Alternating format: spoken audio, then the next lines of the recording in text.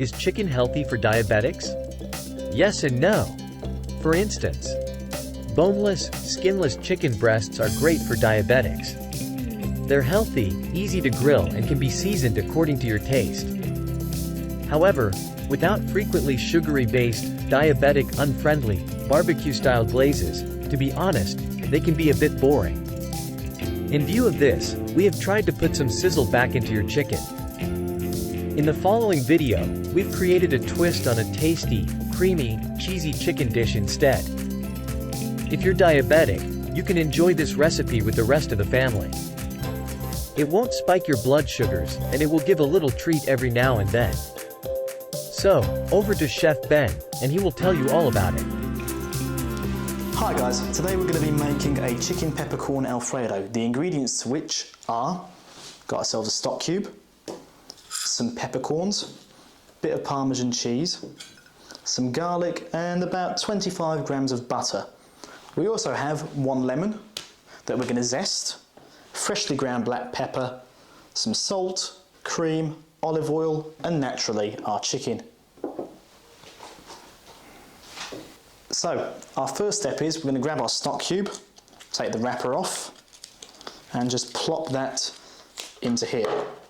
I've also got some water that we boiled earlier. So we're going to fill that in, not too much.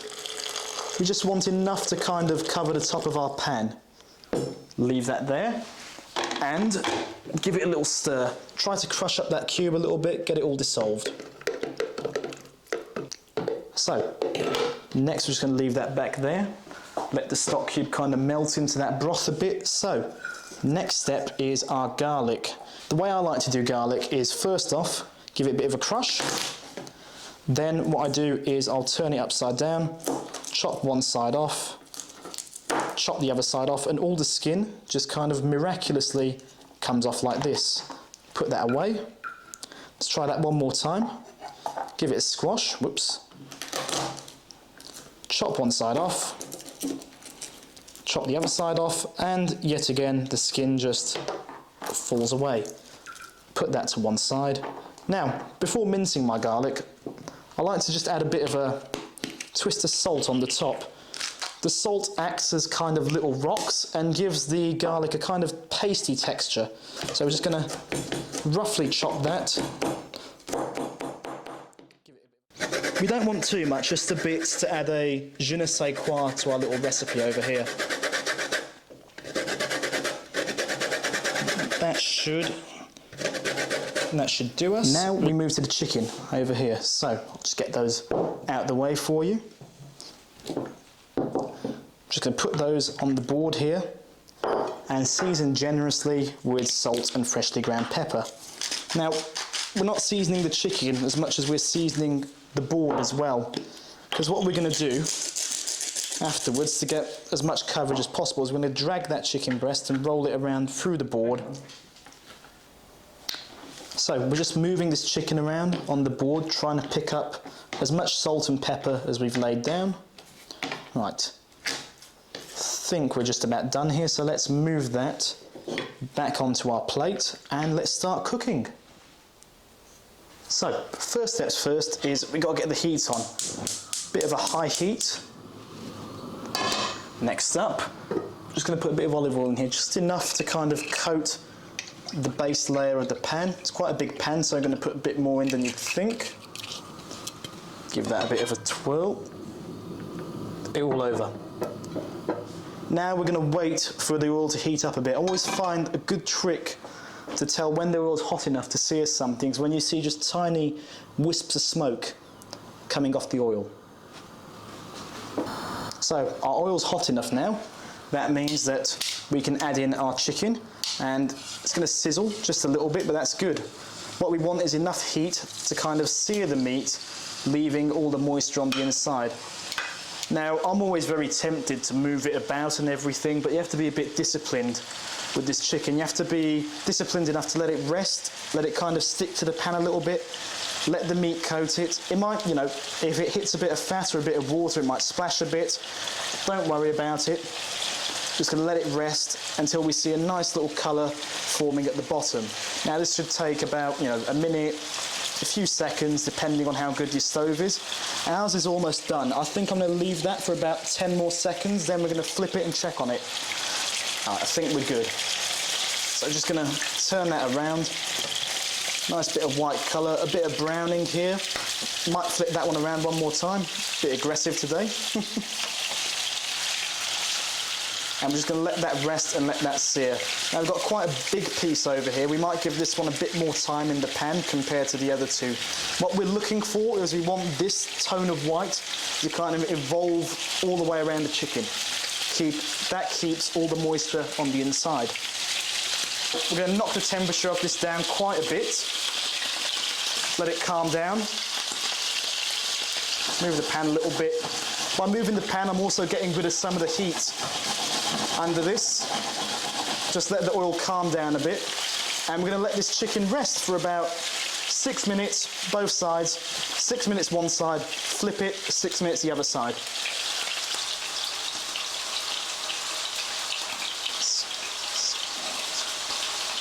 So, our chicken seems to be just about done. Got to keep in mind that once we take this off as well, the residual heat is going to cook it through, and if it's still a little bit undercooked, don't worry, it will cook in the sauce. We're just going to leave that there to rest. We're going to cut it later, so we want it to cool down a little bit. Right, back to our pan. Turn the heat a little bit, and let's start building our sauce. So the first step is we want to get our butter straight in here, let that melt. Got a bit left. Might try to scoop that out. Stuck to the sides there. Right. That goes over here. We're going to try let that melt a bit, might up the temperature just a little bit to get this going a bit faster. Okay, we're good. Now we're going to add our peppercorns. Just to try to spread those around as much as I can. And we're going to wait till those are a bit nice and fragrant. Once the smell of them kind of fills the kitchen, you know, you'll really be able to tell. Next step is we're going to add the garlic, but we'll only do that after these are nice and fragrant. We added salt, it's kind of given it, it's extracted a bit of the moisture, giving it a kind of pastyish texture. Just going to add in that garlic, mix it about a bit. I'm going to let it brown up just a bit.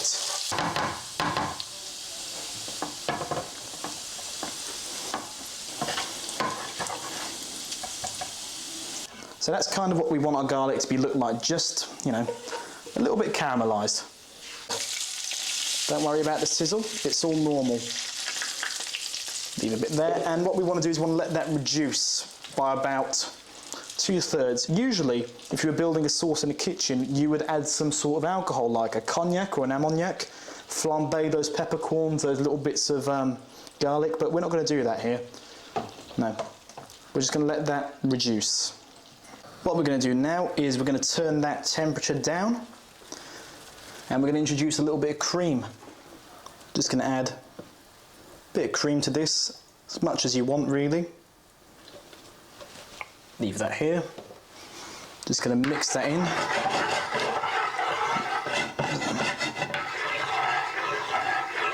And while we do that, cut up our chicken.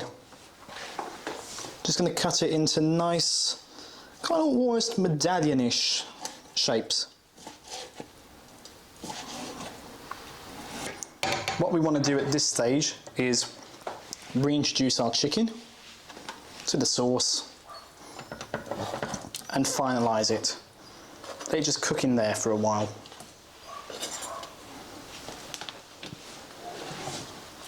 Break it up. Try and get as much of it coated into the sauce as we can. Now to give it its final touch, we're just going to add our Parmesan. Try and distribute that as evenly as I can. Mix it in. Might turn the temperature up a bit just to help the melting of the cheese. Keep moving it. Try and incorporate it into every little corner. Okay, now that that cheese is all melted, just going to get our lemon zest, tap it, just to add a little je ne sais quoi to our sauce, and move those over to that side.